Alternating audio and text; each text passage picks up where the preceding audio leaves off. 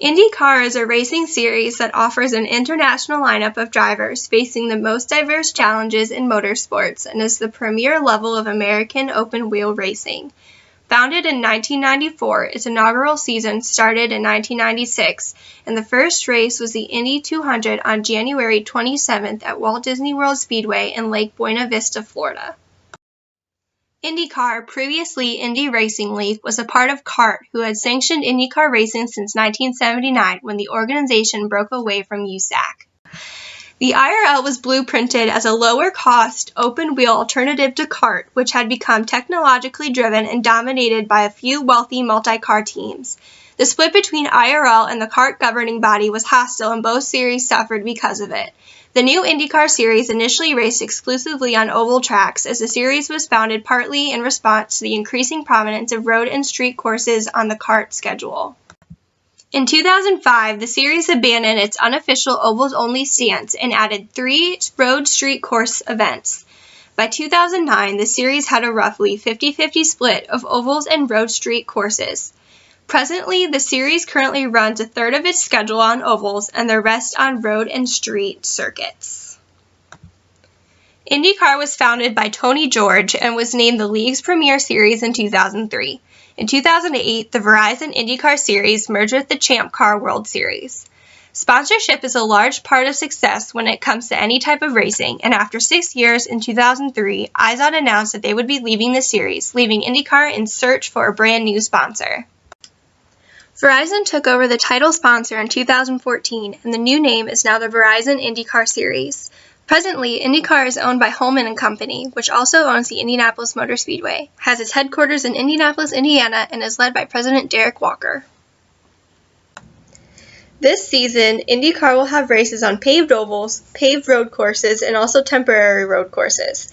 Examples of these include the 2.5-mile Indianapolis Motor Speedway, the 2.52-mile Sonoma Raceway, and the 1.8-mile road course in St. Petersburg.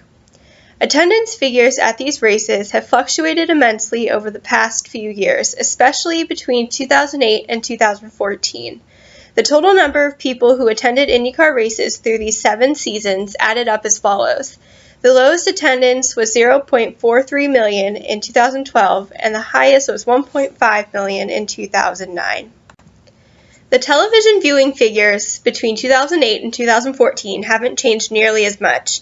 The 2009 season, with 13.14 million viewers, is the highest amount, and the 2008 season, with 8.09 million viewers, is the lowest amount. Indy cars are made up of all kinds of different components. The chassis of the car, as well as other general parts, come from Dallara. The engines come from Honda and Chevy. The tires come from Firestone. And lastly, the gasoline comes from Sunoco. Without sponsors, IndyCar would not be able to be the racing sanctioning body that we know and love today. Their title sponsor is Verizon Wireless, and event sponsors include Toyota, Honda, Angie's List, Chevrolet, Firestone, MAV-TV, ABC Supply Co., and GoPro. Shown on the map, the red stars are where the races are held for the 2015 season. There are 2 distinct areas where the races are held, but IndyCar does travel the U.S. as well as Canada.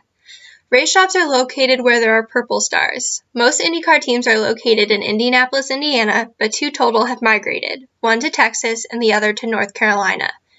Finally, on this new map, the red stars indicate which country has drivers in the IndyCar series. The worldwide origins of the drivers is one of the many unique things about IndyCar. There are women in multiple aspects of IndyCar, including drivers and pit crew. Drivers since the start of IndyCar in 1994 include Lynn St. James, Sarah Fisher, Danica Patrick, Milka Duno, Simona De Silvestro, Anna Beatrice, Pippa Mann, and Catherine Legg. Pit crew members include Anna Chatton and Jessica Mace. There is not nearly as much racial diversity in IndyCar as there are different nationalities. Typical age of IndyCar drivers range anywhere from 34 to 36 years old. The oldest on the grid, Buddy Lazier, is 47, and the youngest is Sage Karam at age 20. Any motorsport event can be dangerous, and this includes IndyCar. Despite all the progress the sport has made in safety aspects, there has been 7 deaths since IndyCar came about. The most recent was Dan Weldon in 2011. Despite the danger in racing, IndyCar puts many people in awe because of the speeds and trickiness of the race courses. I think this is best shown in the video connected to this link when Sebastian Bourdais speeds around the circuit at Barber Motorsports Park. IndyCar has the potential to appeal to many different people. This is because of all the different nationalities and the role of women. When a fan can relate to a racer, they become more emotionally involved. The high speeds and advancements in technology also is able to keep fans interested in the sport. IndyCar can continue to grow and get safer, which in part makes street cars safer, which is a great opportunity. It is a strong sport because it is so unpredictable and exciting. Fans are always kept on their toes. However good the sport seems to be, there are some issues that IndyCar faces. Our generation, the millennials, seem to be bored with racing since it isn't happening on our smartphones. If we would just look up from Twitter once in a while, I think we would be able to follow the generations before us and become passionate about racing. Another issue is how people think racing affects the environment. If IndyCar could become greener, I'm sure more people would be on board with it.